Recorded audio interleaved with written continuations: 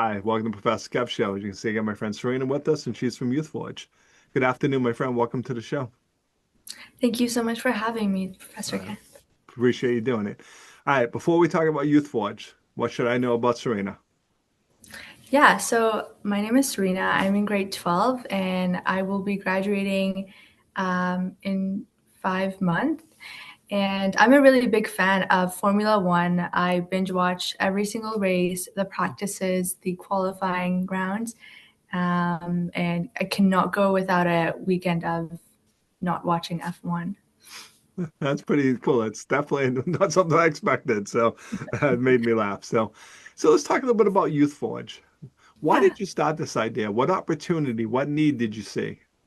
Absolutely. So, I this all started off when I was in elementary school with my friend Hannah, and we were working on a school project, and she came up with an incredible idea that was in a startup style where both parties would um, benefit from profit, but one would benefit from the product. And so we pitched that to our teachers and adults, but the way that the public perception was about this idea was very unfortunate because they didn't really see the potential of this, and we just forgot about it because, well, no one was interested. And so, just after a couple of years later, we see a very identical idea, which was picked up by another group, and we saw 1.2 million of seed round funding. And it was that moment that I realized that young people have incredible ideas,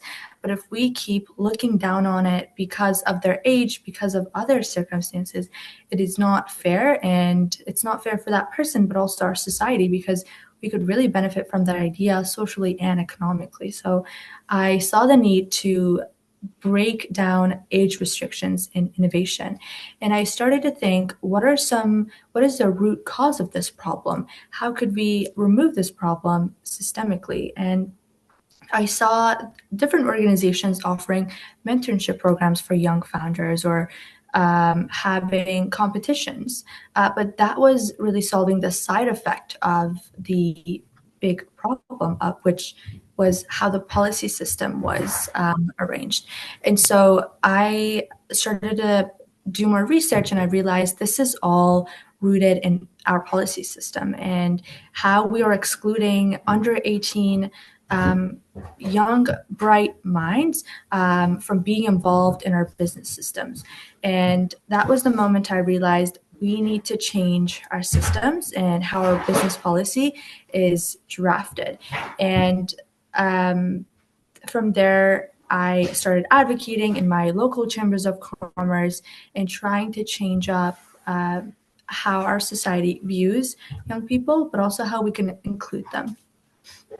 So talk to me a little bit about some of the steps you've taken. What have you accomplished so far in this school? Absolutely. So I started off doing advocacy in my local chambers of commerce or boards of trade. It's also two different names, but they're basically the I the organization that's working towards the legal systems of a business. And when I reached out to them, I had to be 18 years old to be able to advocate for those barriers. And that was a big issue for me because I had to wait 2 more years to be able to advocate for those barriers. But our world is going to change massively in 2 years. So and that was the moment I realized under 18 young founders are facing a systemic loop that they cannot escape from. And I started doing more research. I realized there's not enough data about us. There's very few organizations who are doing research on young founders. And this issue was actually highlighted by the World Entrepreneurship Monitor of how little research we're doing. And that's why Youth Forge is focusing on data and doing research and just understanding the barriers of young people. And the things that we have been able to accomplish was in 2025, we reached out to 1,000 young founders across 9 countries to conduct our research and be able to have a good understanding of what young founders are doing, what are their barriers, and how could we address those problems for them. I also reached out to organizations like Y Combinator to partner with us and highlight and amplify those young founders early on and give them the good opportunities, good resources that they need to be able to succeed and improve in the future. But the main work that we're doing is focused on removing systemic barriers. So crystal ball time, my friend. What are you hoping to accomplish in the future with the idea? Yeah, well, in the future, we really hope to remove the systemic barriers and make age a non-factor for innovation. You know, that great ideas exist and they have to be evaluated on their metrics, but not the societal biases.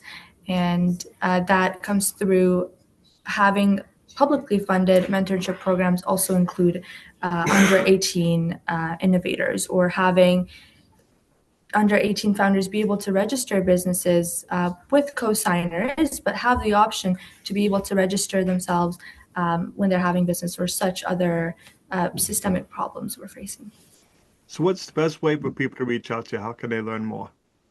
Yeah, our website, youthforge.org, is a great way to learn about YouthForge, what we do, as well as our social media on LinkedIn, Instagram, and Facebook. Awesome. I appreciate you taking a few minutes to call on the show. And as always, thanks for being my friend. Thank you so much for having me.